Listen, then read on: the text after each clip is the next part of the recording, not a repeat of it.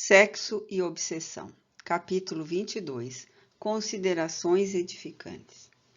A noite estava esplêndida, como se participasse das inefáveis alegrias que nos invadiam o mundo íntimo. As atividades a que fôramos convocados, com exatidão e equilíbrio, avançavam para o encerramento. A problemática inicial, motivada pelos transtornos do jovem padre Mauro, tomava novo rumo e as consequências se afiguravam naturais, como resultado inevitável do empreendimento iluminativo. Utilizando-me da circunstância que me parecia favorável, solicitei escusas ao benfeitor, interrogando-o. Como será o processo de recuperação do sacerdote? Permanecerá ele fiel ao programa traçado anteriormente ou sucumbirá ante novas perturbações que quase sempre acometem aqueles que se encontram em processo de renovação? O paciente benfeitor olhou o zimbório pontilhado de estrelas coruscantes e respondeu com simplicidade. Embora eu não possua, por enquanto, a faculdade de poder adentrar-me nos penetrais do futuro, depreendo que tudo dependerá do nosso irmão desperto para a diferente realidade da vida. Todos os indícios demonstram que ele enfrentará as dificuldades que advirão da sua decisão feliz, confiado em Deus e resignado. Caso, porém, não encontre resistências morais para os enfrentamentos, a divindade sempre possui recursos especiais para retificar caminhos e reconduzir os infratores ao dever, ensejando-lhes novas oportunidades. Como medida cautelatória e providencial, a sua genitora providenciou junto aos nobres mentores desencarnados auxílio especial, considerando que o nosso pupilo, mediante o sofrimento, ampliará possibilidades de natureza mediúnica e oportunamente despertará para novas decisões enriquecedoras. Pelo que posso depreender, o nosso irmão terá facilidades no futuro de manter comunicação com o mundo espiritual, terminando por abraçar a doutrina libertadora, realizando o objetivo edificante da caridade junto às criancinhas marcadas pelo processo de evolução no lar, que deverá erguer como processo de autodepuração. Em face dessa possibilidade, por meio do socorro espiritual aos sofredores do além, granjeará mérito para desincumbir-se do programa que abraçará. O futuro é sempre imprevisível, em razão de ocorrências surpreendentes que induzem o indivíduo à mudança de atitude e de compreensão da vida. Não são poucos aqueles, conforme temos constatado, que tombaram ante os testemunhos, não havendo conseguido vencer as más inclinações e superar as tendências negativas com as quais antes se compraziam. Ademais, o cerco promovido pelos adversários espirituais torna-se sempre tão coercitivo que, exigindo coragem e abnegação a que a candidato ao bem não está acostumado, termina por desviá-lo da rota que deveria seguir. Todavia, se reflexionar um pouco mais e considerar os valores a que se deve aferrar, logo entenderá que as dificuldades fortalecem o caráter e os desafios desenvolvem os sentimentos de nobreza do coração e de lucidez da mente. As árvores enrijecem as fibras enfrentando os vendavais que as vergastam, assim também os seres humanos. Seria possível prever-se como renascerão o Marquês e Rosa Keller, de forma que possam recuperar-se dos gravames e problemas de que foram objeto, avançando pela senda renovadora? Sem demonstrar enfado ou cansaço ante as nossas insistentes questões, redarguiu de boa mente. As providências em curso programam para ambos um renascimento assinalado por limites muito severos. Como já vimos, eles terão necessidade de esconder-se no corpo, de forma que não sejam identificados pelos inumeráveis adversários que já os buscam, e outros tantos que estarão tentando encontrá-lo na forma física no futuro, a fim de se desforçarem dos sofrimentos experimentados. Agora, ante o que os residentes na cidade perversa consideram como deserção, os seus chefes providenciarão meios escabrosos a fim de encontrarem o antigo condutor de uma das suas áreas para poderem afligi-lo e reconduzi-lo de volta. Desorientados e loucos, acreditam-se capazes de poder realizar quase tudo quanto lhes passa pela mente em desalinho. Divorciados momentaneamente das leis de Deus, supõem que a alucinação permanecerá sine die, como se fossem a representação das entidades mitológicas que povoariam o inferno, onde supõem encontrar-se gozando individualmente e infelicitando todos quantos lhe tombam nas armadilhas soezes. Desse modo, a venerável futura genitora, Marie Eleanor, voltará ao corpo em breve, a fim de os receber como filhos gêmeos, ele cego e demente, ela surda e com várias limitações orgânicas. Experimentarão a orfandade muito cedo, quando o genitor os abandonará, e a mãezinha abnegada, concluído o mistério para o qual renascerá no mundo físico, retornará vencida por cruel enfermidade do aparelho respiratório. Será nesse, com menos que o nosso atual paciente Mauro os encontrará, recolhendo-os nos braços e no coração da caridade, no lar que já deverá estar em funcionamento em cidade muito pobre no interior do país. Identificando-os como seres aos quais necessita amar e socorrer, tornar-se-lhe-á devotado genitor espiritual, velando pela sua existência e iluminando-os com as incomparáveis lições do Evangelho de Jesus, interpretadas pelo Espiritismo, que não poderão assimilar através do corpo enfermo, porém captarão psiquicamente, incorporando-as ao patrimônio espiritual para o futuro. Como sabe, o amigo nada se perde no universo. A poeira que sobe e polui a atmosfera, assim como outros resíduos químicos e de qualquer natureza, são os responsáveis pela aglutinação das moléculas que se transformam em nuvens e volvem em forma de chuva generosa, limpando as impurezas do ar e da natureza. Incapazes de raciocinar em face das deficiências cerebrais, entenderão pelo Espiritismo as determinações soberanas e aprenderão submissão, humildade e honradez para os futuros embates da evolução. Rogando ainda perdão ao benfeitor, insistia ao tema indagado.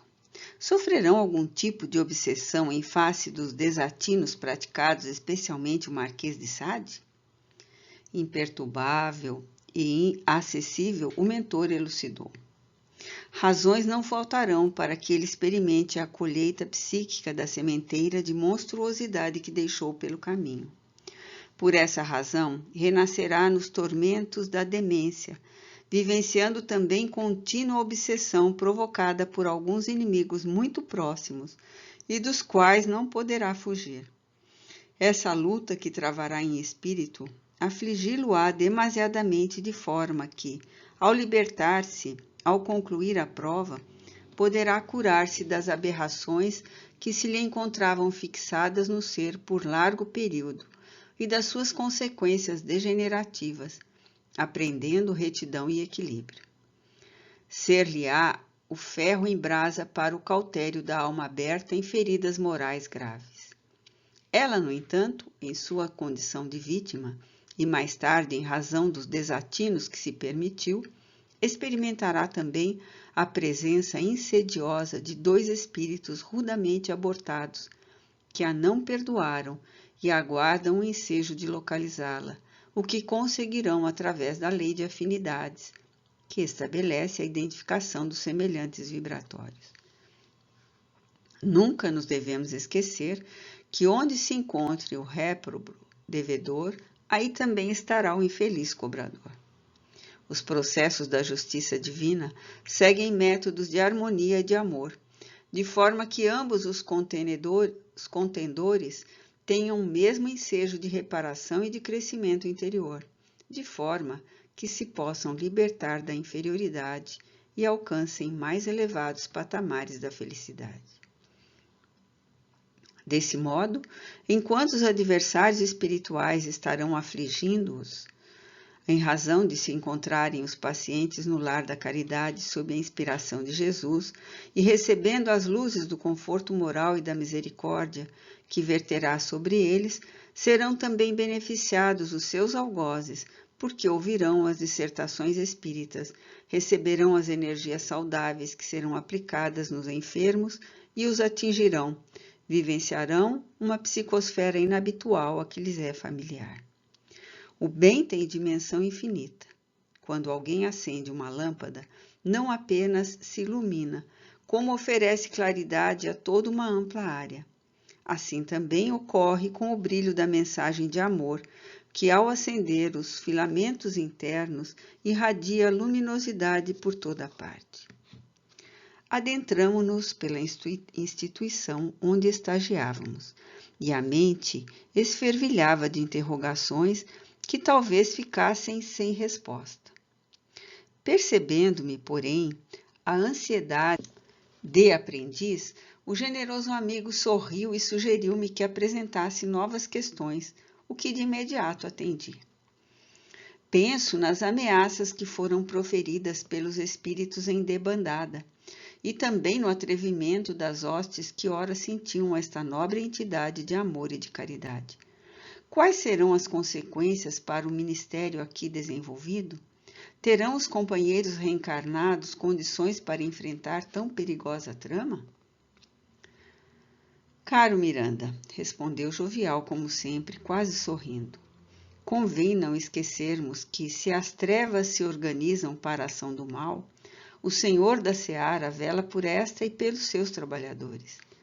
Não temos dúvidas de que os companheiros que mourejam nesta casa, responsáveis e conscientes das suas ações, perceberão a alteração que se dará na psicosfera, que envolve o seu trabalho por algum tempo. Todos percebemos quando alguma nuvem tolda por momento a claridade do dia. No entanto, não nos preocupamos, porque sabemos que o sol sempre brilhará, suplando toda a escuridão. Aqueles que se comprometem a servir com Jesus não ignoram que as condições nem sempre serão amenas e que os testemunhos estarão sempre convocando-os à vigilância e advertindo-os dos perigos. Sabem também que, não obstante o joio enrodilhado às raízes do trigo, ameaçando-lhe a existência e produtividade, faz parte da plantação que nem por isso poderá deixar de ser realizada. Desse modo, os esforços deverão ser redobrados e as atividades mais bem cuidadas. A fraternidade exigirá maior soma de sacrifícios, e o respeito nos relacionamentos se apresentará como fator de equilíbrio para evitar que os espíritos atormentados e infelizes que pululam na sociedade atraiam-nos à sensualidade, à perversão, ao desvio dos deveres que lhes constituem a razão de ser da própria existência. A benfeitora Madre Clara de Jesus adverti-los-á mediante mensagens de esclarecimentos oportunas, através da mediunidade de Ricardo, despertando os obreiros do Senhor para a maior vivência das lições da Boa Nova em pleno campo de batalha.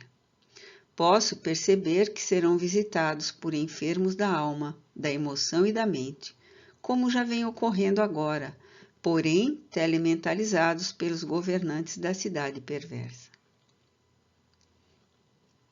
Nos atendimentos fraternos aumentará o número dos insatisfeitos e atormentados do sexo, que, vindo buscar socorro, facilmente se interessarão pelas afeições saudáveis que tentarão envolver nas suas teias de sedução, gerando conflitos e sofrimentos que, superados, irão fazer parte das conquistas dos trabalhadores do bem.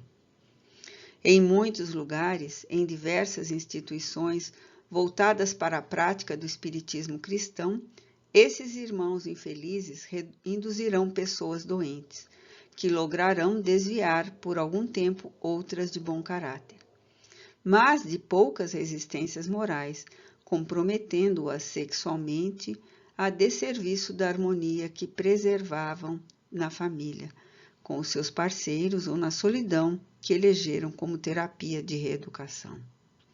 Tudo, porém, são testes de aprendizagem e oportunidades de crescimento interior. Não havendo instrumentos de avaliação, dificilmente se podem aquilatar as condições espirituais dos mesmos.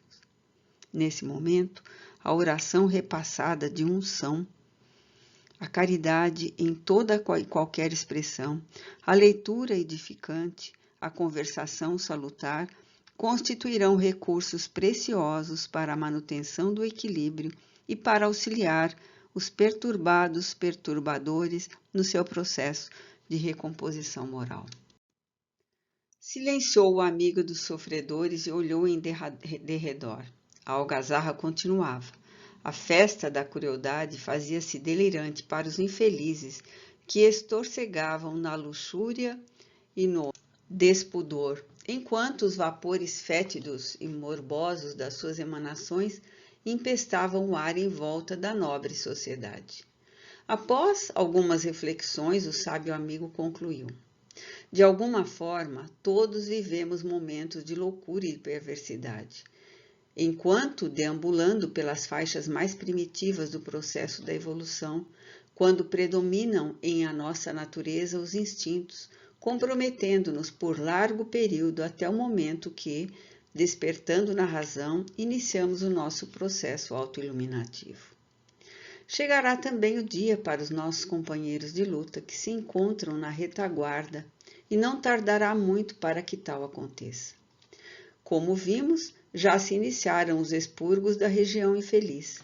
Logo mais, eles estarão na Terra, repetindo as experiências exaustivas da promiscuidade sexual, até o momento quando o excesso os levará ao cansaço, ao tédio, ao sofrimento, e eles despertarão para os valores reais do espírito imortal. O império da sombra lentamente está desmantelado pela luz da verdade, que anuncia era nova para a humanidade, que não suporta mais o peso dos sofrimentos e da falta de paz interior, abrindo-se para novas pesquisas e experiências na busca de Deus. Alegremo-nos sobremaneira por fazermos parte daquelas legiões de servidores de Jesus que estão dando início ao programa que ele elaborou para o seu planeta. Quanto àqueles companheiros que ficarão por enquanto na retaguarda, corações afetuosos que os seguem de mais altos virão buscá-los, como ocorreu com a nossa Dona Martina e Mauro, com Dona Maria Eleonora e o Marquês de Sade, e a todo momento se incorporam aos grupos de socorro nas trevas, a fim de libertarem os seres amados que permanecem embriagados de paixões ou perdidos na noite de si mesmos. Simultaneamente, considerando que o Consolador prometido já se encontra na Terra, o querido planeta terá como suportar a carga de responsabilidades dolorosas que lhe cumprirá viver, ajudando a todos na viagem de ascensão. De nossa parte, façamos o melhor que esteja ao nosso alcance, certos de que virão reforços de paz e de luz para o trabalho. Naquele momento, chegavam as pessoas que faziam parte das atividades doutrinárias da casa, na condição de ouvintes das palestras educativas.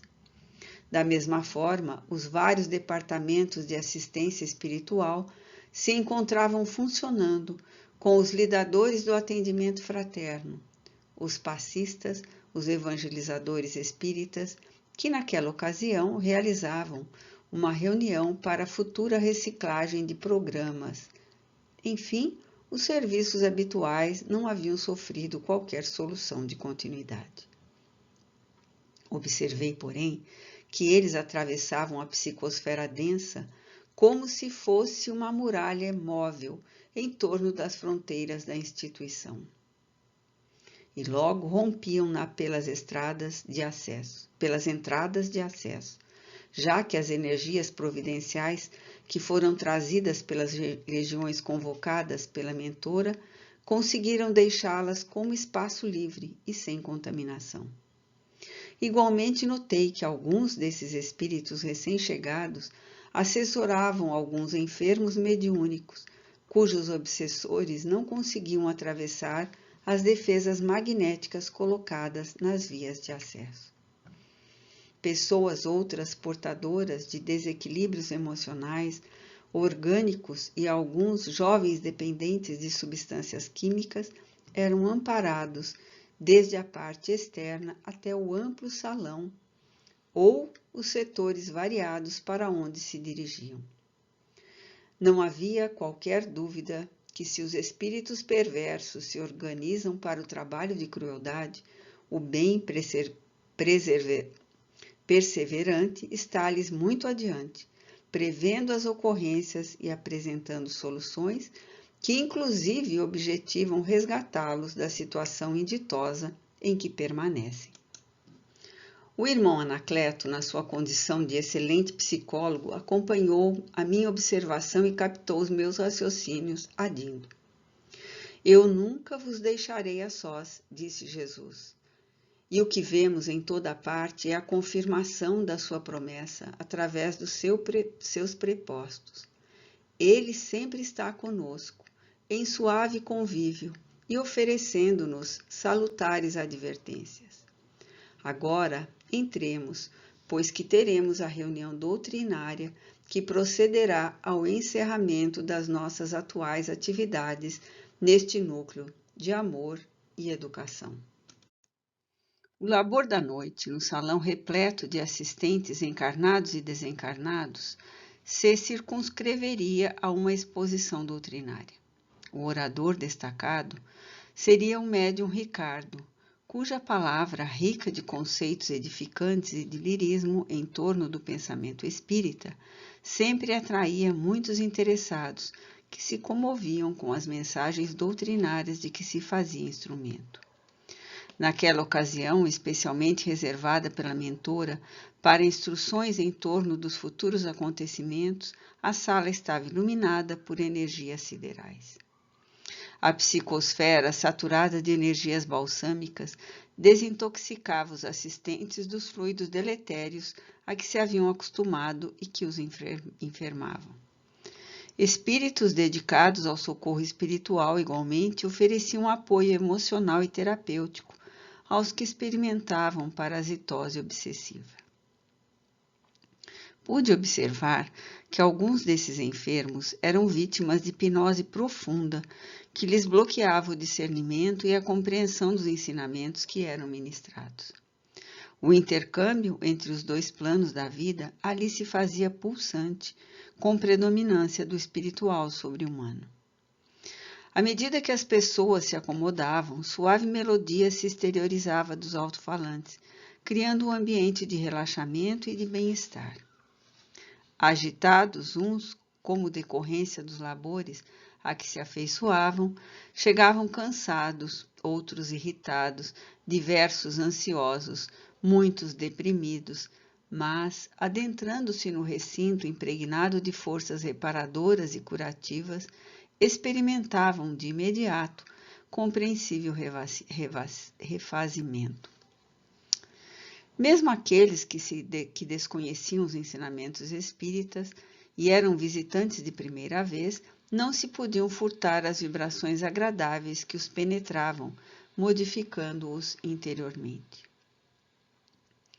Porque a pontualidade fosse uma das características da instituição, em respeito aos valores do tempo e aos compromissos das pessoas, bem como em consideração aos elevados mistérios dos guias espirituais, o médium Ricardo e 2 convidados assomaram à mesa diretora e prepararam-se para iniciar o cometimento relevante.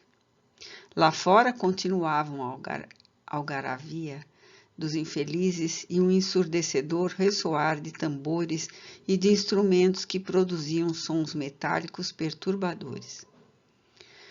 Quando foram ligados os microfones para a transmissão interna do estudo da noite, observei que um trabalhador espiritual colocou também um equipamento espiritual sobre a mesa, e pude perceber que se tratava de um transmissor de vídeo, algo sofisticado para os padrões da época. Sem entender a que se destinava, acerquei-me do amigo de Lermando e falei-lhe sobre a providência, sendo esclarecido que havia sido instalado um serviço de projeção para as dependências externas, objetivando-se alcançar a malta que rebocava ao desvairado sítio à instituição. Labores dessa ordem eram ali habituais, sendo que na oportunidade foram ampliados os sistemas de transmissão, de forma que pudessem superar a barulheira infernal. As luzes foram diminuídas e o silêncio fez-se espontaneamente, gerando uma discreta ansiedade em todos. Ricardo solicitou a um dos convidados que fizesse a oração inicial, com que sempre se propicia a abertura de qualquer atividade em respeito ao Senhor da vida e ao incomparável Messias Nazareno. O visitante, com muita naturalidade, exorou o auxílio dos céus e, com palavras simples, que bem traduziam os seus sentimentos elevados, procurou expressar o anseio de todos e apresentar as necessidades de iluminação e de paz. Terminada a prece, vi a veneranda mentora Clara de Jesus acercar-se do médium e envolvê-lo em sucessivas ondas de ternura, cujas vibrações alcançavam-lhe os chakras coronário, cerebral e laríngeo, que imediatamente passaram a exteriorizar coloração muito específica. Os assistentes, acostumados às suas edificantes mensagens, tomados de peculiar satisfação que decorria da afeição que vigia entre eles e o devotado trabalhador da causa de Jesus na terra, ficaram receptivos ao conteúdo do verbo libertador.